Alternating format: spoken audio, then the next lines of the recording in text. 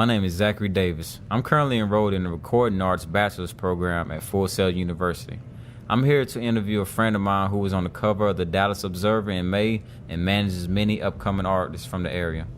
Would you like to introduce yourself? Rosalinda Ruiz from Dallas, Texas, and I'm a music manager. How long have you been in the business? Since about 2008, so it's been about 5 years.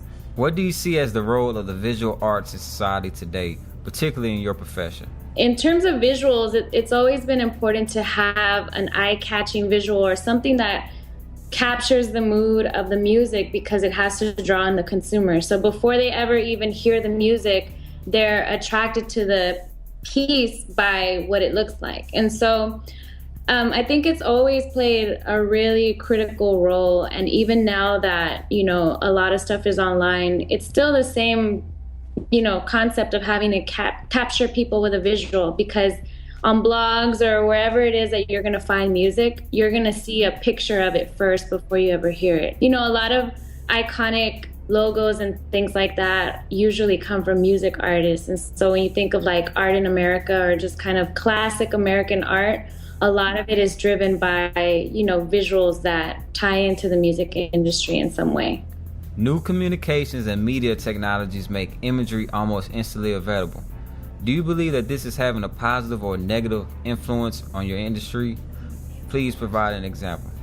I think it's both. I think in terms of having access to be able to create your own imagery, whether it's, Photoshop to design, an image or a video camera to shoot a video, I think that access is good.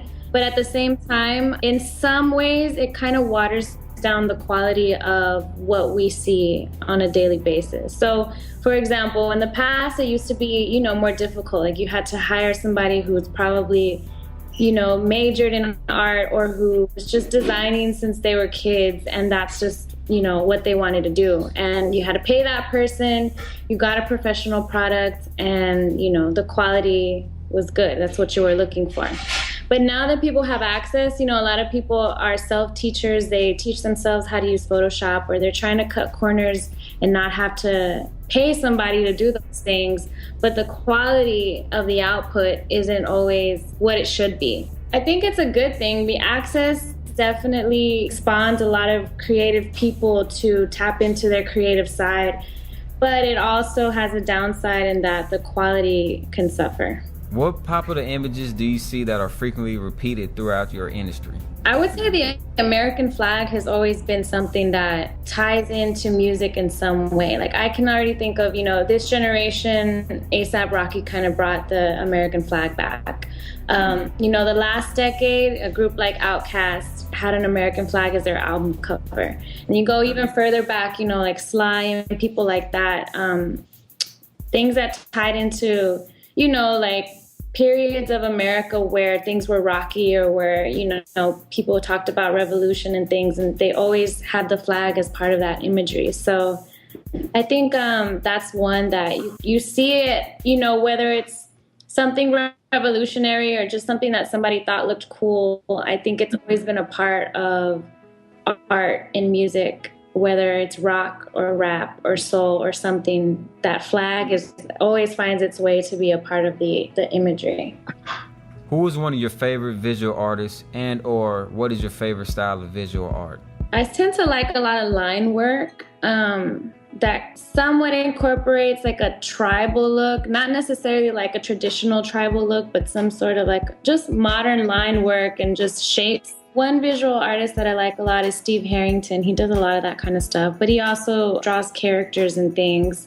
But I also really just admire a lot of my friends who do art, whether it's locally or, they live in places. So a friend of mine who used to work for Nike and he has his own clothing line, his name is Upendo Taylor. He also does a lot of line work and a lot of lettering. I like him a lot. And then there's a guy named Adam Garcia. He's done art in the music industry for a long time. He also worked for Nike. He has some cool stuff too.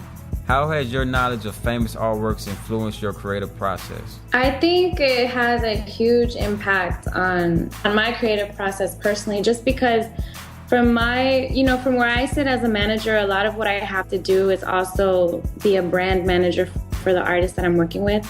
So, a lot of times artists just want to make music, but they don't necessarily have a good concept of having a cohesive visual package. So just, my general interest and knowledge of artists really has a huge impact on how well I can do my job, because I can either recommend artists to, visual artists to work with, or, just kind of start an idea of what something should look like, or even just, plant that seed that we have to have a cohesive visual package. So I think it definitely, knowing what's out there and having, an idea of what quality work is something that I actually use every day when I work with my artists. So it's very, very, very important. I want to thank Rosalinda for allowing me to interview her for this podcast. And I want to thank you for taking the time out to listen to my podcast. If you want to get in contact with Rosalinda, you can reach her here. Thank you. Peace.